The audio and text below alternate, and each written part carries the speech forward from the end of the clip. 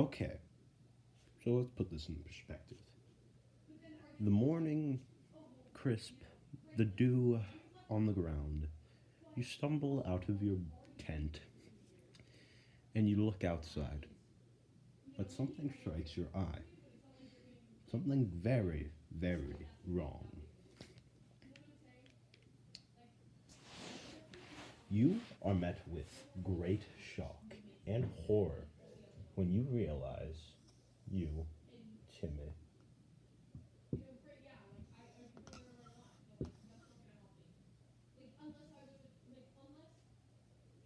you little Timmy just stumbled out of your camp and you're met with a smile until your eyes see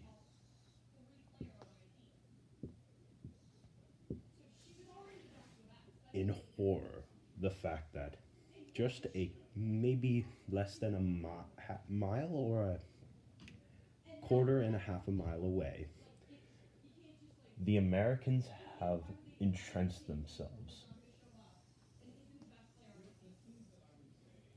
Now, you might be thinking, well, how'd they get there?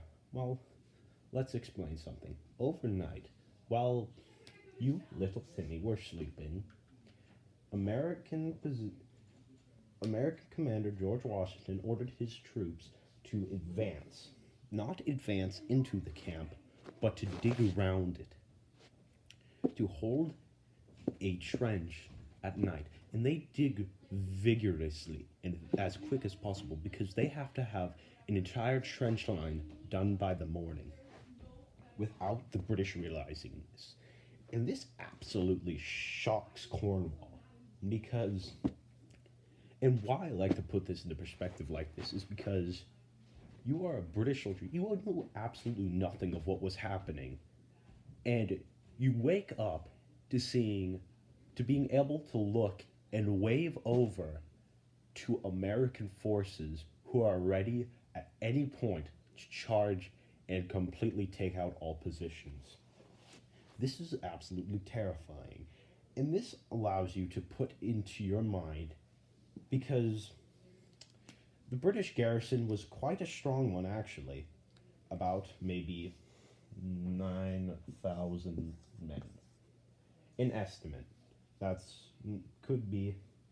And there were probably 3,000 of those were German.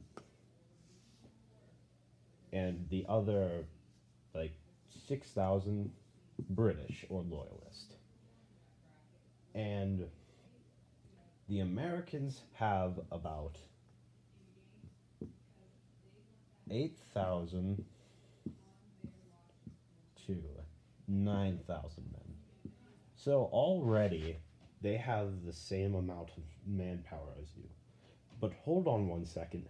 The French, who have also taken the same command as not Lincoln, Washington ordered to advance and dig in positions, have 75,000 to 88,000, which that is a lot of soldiers. That adds up to about 150, I mean, 15,500 to 17,800. I mean, 17,800. That is a big number gap.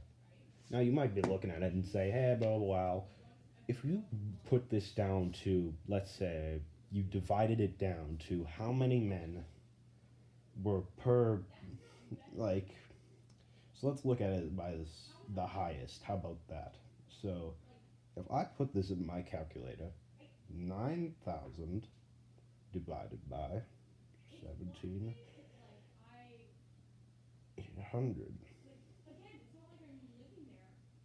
There's probably more than, like, there's probably, per British soldier, there is probably maybe two, or, yeah, probably two. That means every British person, there is while also German, there is a French or American. That is a so they double you in number, which that isn't very. Now you have the defensive advantage, but considering the fact that you after this have nowhere else to run because those two British ships I talked about earlier, they aren't going to be able to haul this many troops. So you are basically trapped at Yorktown. You have nowhere to escape. You can't run away.